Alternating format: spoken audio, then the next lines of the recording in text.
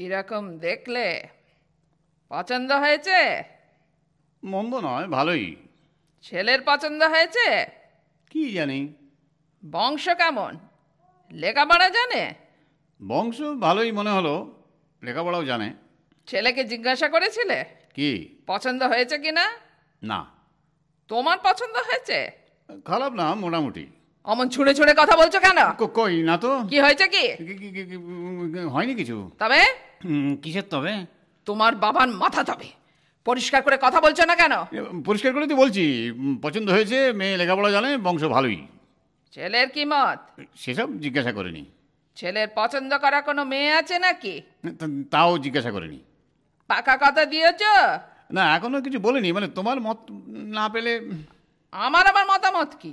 ছেলের যদি পছন্দ হয় আমার অমত নেই।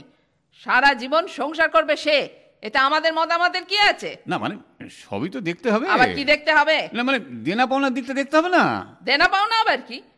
মেয়ের বাবা সাধ্যমতো তার মেয়েকে যা পারবে দেবে, তাতে তোমার কি দেখার আছে? বাহ, দেখো না, আমার একমাত্র ছেলে কষ্ট করে লেখাপড়া শেখালাম, অত খরচা করে। তোমার ছেলে তুমি লেখাপড়া শেখাবে না তো